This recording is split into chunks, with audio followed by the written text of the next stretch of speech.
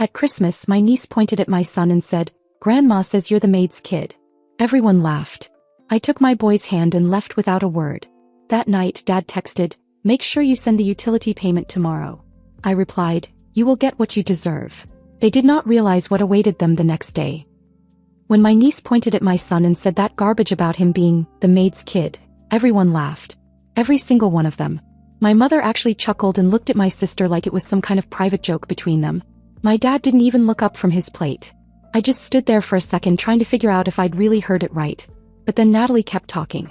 "Grandma says he probably isn't even your real son. She says you brought him home to get attention after your husband died."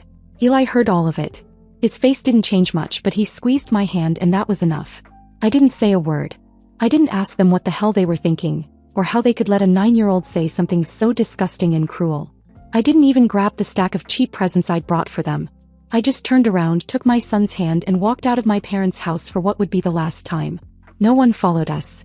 No one called my name. They just went back to opening gifts like we'd never been there. It was snowing, the roads were getting worse by the hour and I was shaking. Eli asked if he did something wrong. I told him no, not even close. I told him we were going to see someone who actually loved us. My grandma lives in Ashbury, about 2 hours away. She's 81 and has more fight in her than the rest of my family combined. After my grandpa died, she married a retired mechanic named Frank, who wears cowboy boots year-round and makes inappropriate jokes at the worst moments. They're both a little wild and Eli adores them. When we showed up unannounced, Frank opened the door in flannel pajamas with a beer in one hand and a half-eaten gingerbread man in the other. He squinted at me, then shouted over his shoulder that we had a situation. Grandma came running barefoot on cold tile.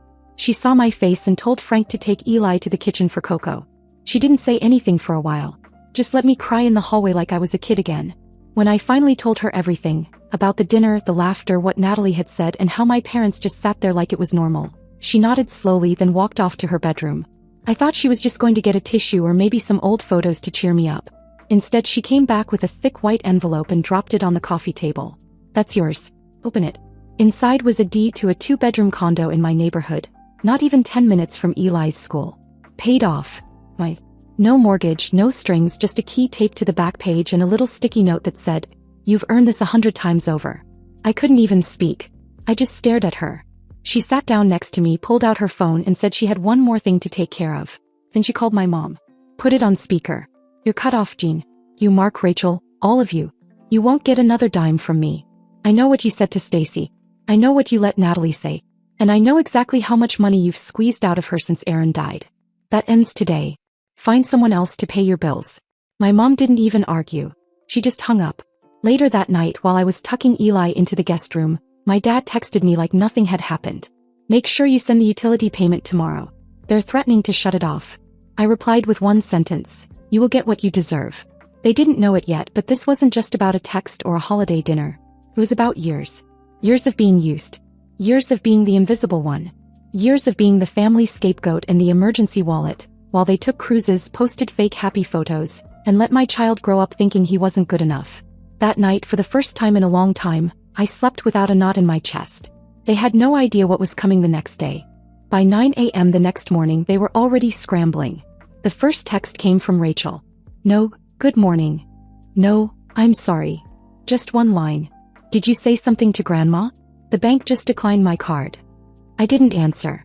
I just sat there in the little breakfast nook of Grandma's house, sipping coffee while Eli built a Lego city on the carpet behind me.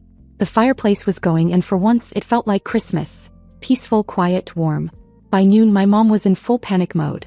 Her voicemails started piling up. "Call me back, Stacy. This is serious. Your father just got a call from the mortgage company." Then another, "Your sister's in tears. Natalie's private school tuition is due this week. What did you do?" That one made me laugh. What I did.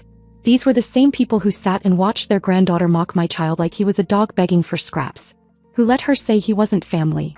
Who said nothing when I walked out. Now they wanted answers. Help. Sympathy.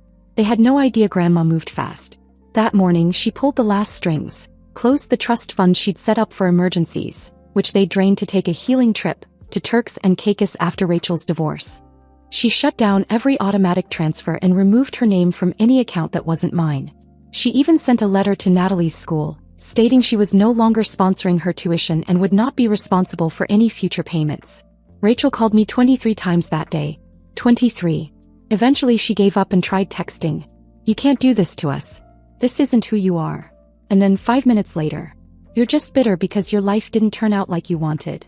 That one stung a little. Because the truth is, no, my life didn't turn out the way I wanted. I didn't want to be a widow at 31, raising a child alone in a one-bedroom rental while my family treated me like a failure and my son like an afterthought. But I never asked them for anything. Never. And yet, I was the one keeping their lights on. I was the one covering their overdraft fees so they wouldn't lose the country club membership they didn't even need. I was the one they leaned on and spat on. The final straw came that evening. My dad texted me a photo of a stack of bills, phone, water, gas, with a message that said, "Your mother is crying. Hope that makes you happy." I stared at that message for a long time. Then I wrote back, "You've had 9 years to treat us like family. You chose not to. Now live like we never existed." Blocked him. That night, Grandma made a steak dinner. Frank opened a bottle of wine and told a story about crashing a parade float in 1974. Eli fell asleep with a blanket wrapped around him and a dog on his feet. I sat on the couch and realized I hadn't felt this steady in years. No one was coming to save me. But someone finally stood beside me. The next day I drove to the apartment she gave me. I unlocked the door, turned on the heat, and sat on the empty floor while sunlight poured through the windows. It wasn't huge. It wasn't fancy. But it was ours. Meanwhile, my phone sat silent.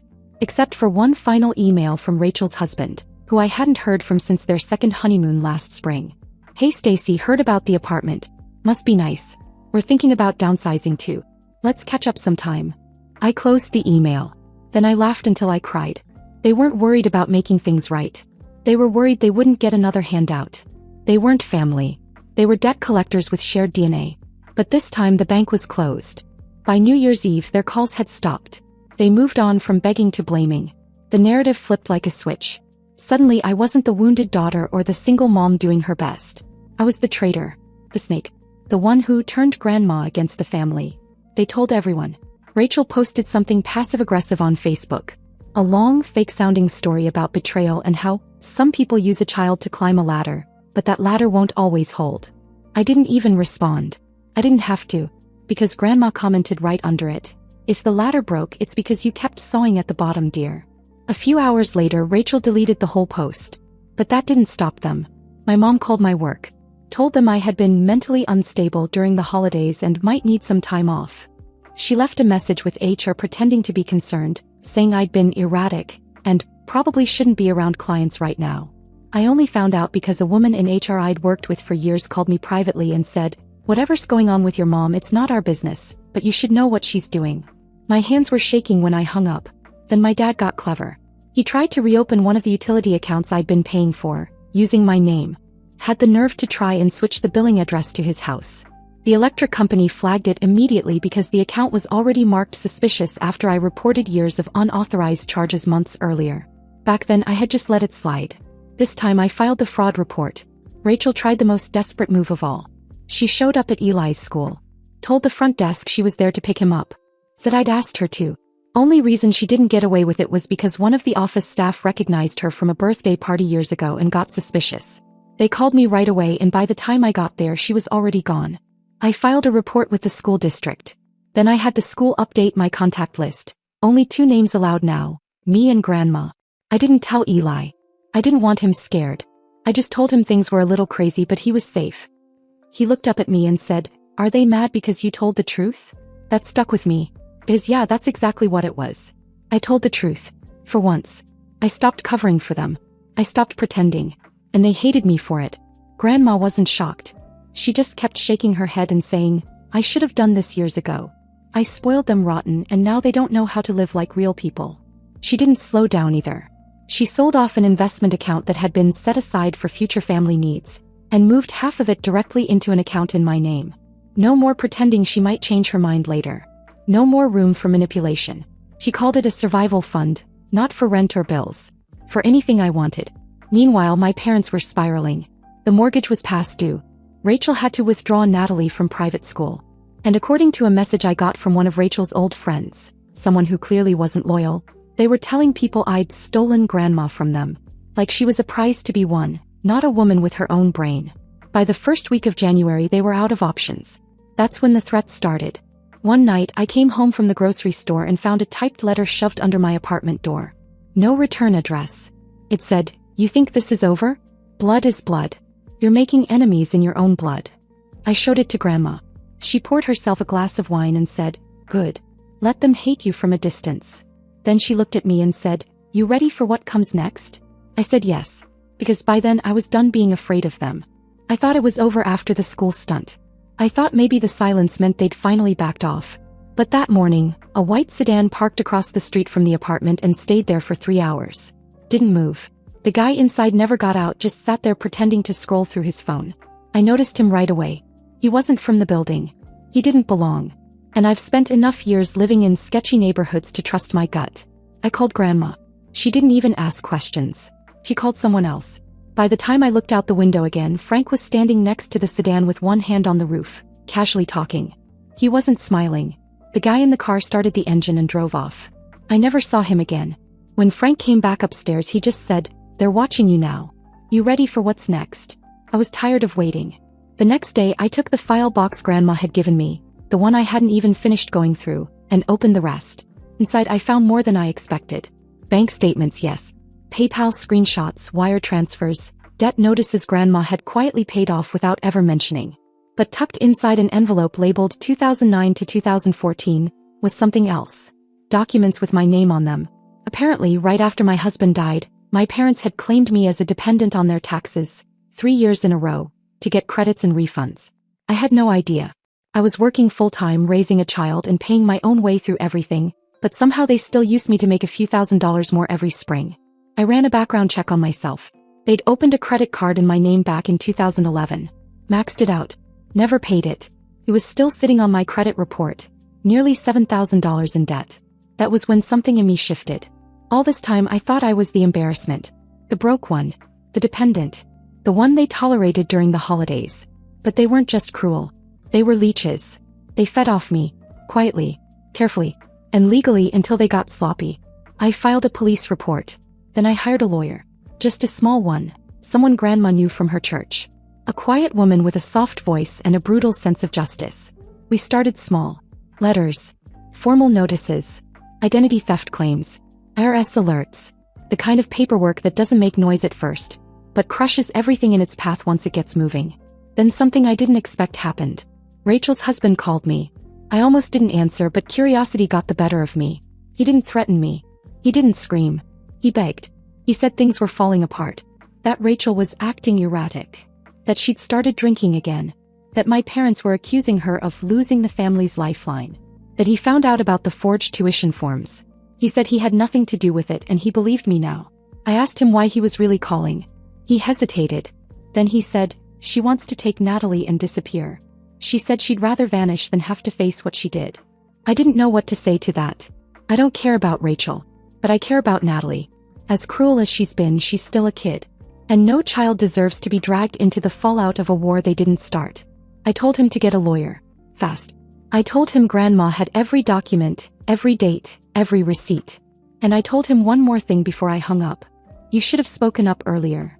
That same day, my landlord from the old place texted me. "Just got a call from your mom.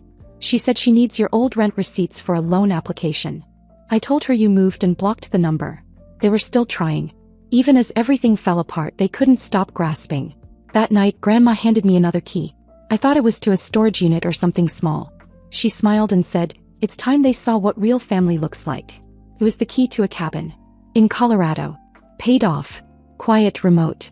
A place for weekends, for getaways, for new memories. He told me it was mine. I hadn't even processed the apartment yet. And now this. But what got me most wasn't the property or the gesture. It was what she said after. "You never asked me for anything. Not once. And they asked me for everything every week. That's the difference." It came in a certified envelope with a shiny seal and fake importance. I knew it was a stunt the second I saw my legal name printed on the label. Inside was a formal demand from my parents' attorney. They were suing me. Not threatening to. Not bluffing. An actual lawsuit. The letter claimed I owed them nearly $50,000. They listed things like childhood living costs, emotional labor, and family investment into future earning potential. They even had the nerve to include a line about contributions during the period of bereavement following husband's death. They were charging me for being a widow. I handed the letter to Grandma. She didn't flinch.